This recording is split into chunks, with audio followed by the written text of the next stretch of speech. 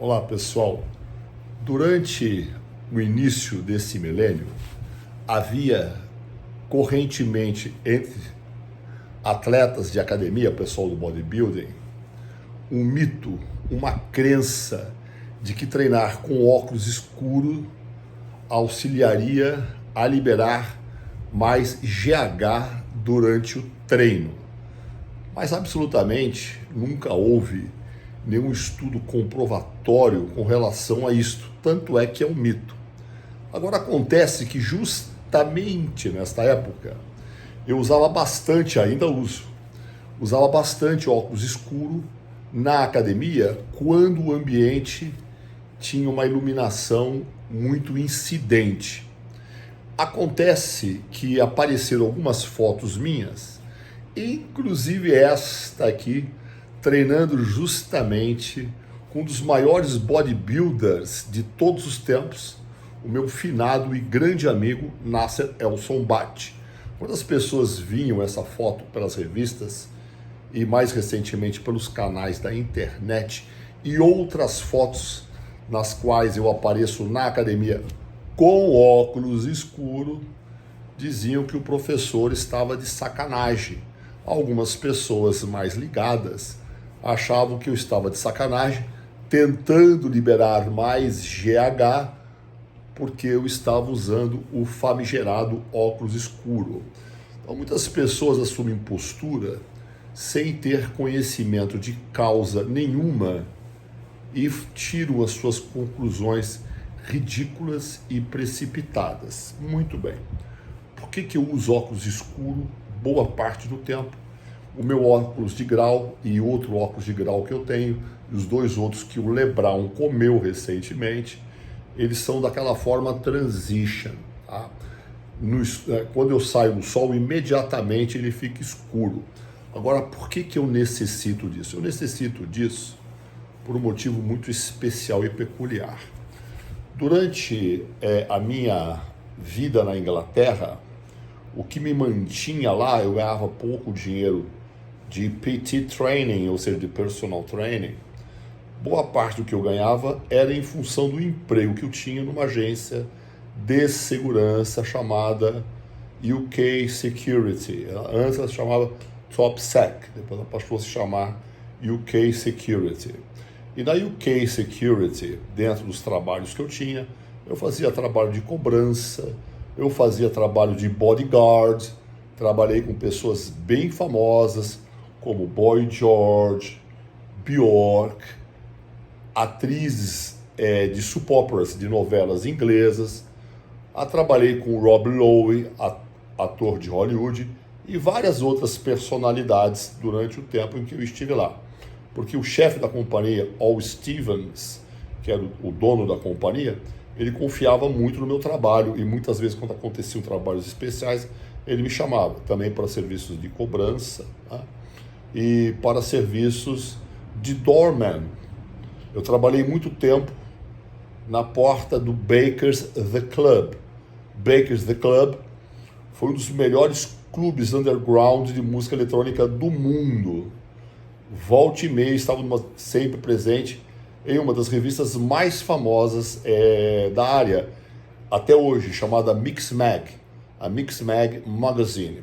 E ali, no interior desse clube, eu vi vários DJs importantes da época começarem, como Lisa Lashes, Scott Bound, Sasha, Paul Oakenfold, Nick Warren e tantos outros que começaram suas grandes carreiras no interior desse clube, onde depois de algum tempo eu era o chamado o head doorman. Eu era o doorman que comandava os outros também.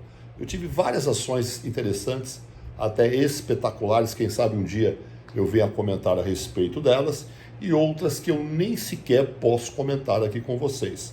Mas, pois bem, certa vez, já no final do milênio passado, dentro desse meu trabalho, eu e o meu amigo Chris Nurse, que era boxer profissional na Inglaterra, light heavyweight, que treinava comigo, fazia a preparação física dele comigo, eu e ele fomos vítimas de um ataque, tá? E nesse ataque, é lógico, antes disso, eu tive envolvido em muitos combates na Inglaterra. E na Inglaterra o pessoal sai na porrada mesmo. Só essa mão aqui o professor quebrou 2 vezes, tá? Fora outras lesões que eu tive. Do outro lado, nem vou dizer para vocês o que aconteceu.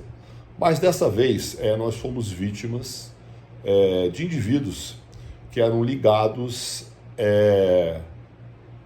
ao clube, para resumir a história, ao clube Birmingham City. Até hoje existe um grupo de torcedores chamados Zulus. Eles são extremamente violentos, né? Então nós fomos vítimas de uma emboscada dos Zulus e em função disso, dentre outras escoriações, eu levei um impacto, um soco com o knockduster. Knockduster é o tal do soco inglês. Aqui no meu olho esquerdo, eu praticamente tive uma fratura aqui no olho, nessa parte do meu esqueleto, e eu quase perdi o meu olho esquerdo. Fui para o hospital, fiquei muito mal. Aí, na época, a minha ex-esposa inglesa, chamada Sarah Louise, ela se comunicou com os meus pais, né, a Sarah, e eles sugeriram que eu voltasse imediatamente para o Brasil para o tratamento. Porque o meu pai era médico e tinha um grande amigo dele que era oftalmologista.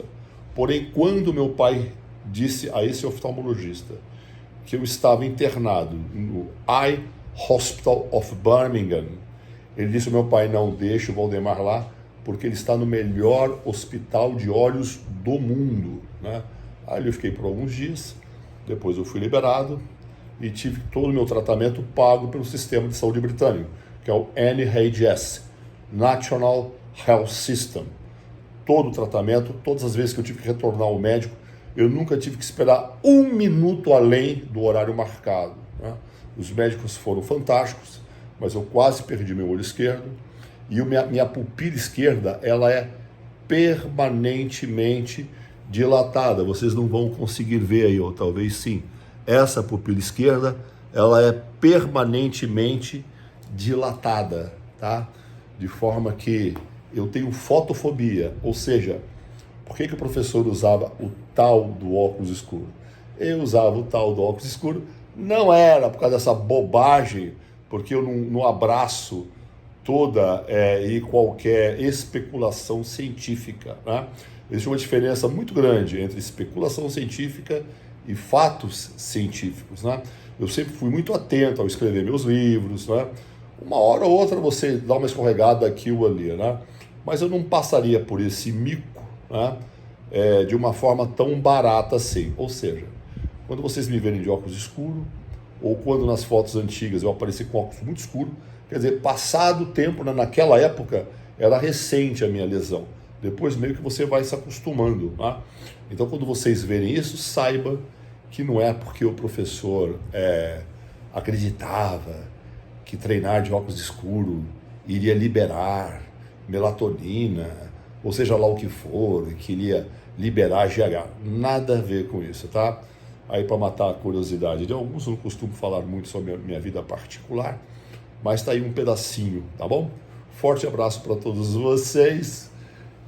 É isso aí. Quer liberar hormônios naturalmente? Treine forte e intenso, o seu animal.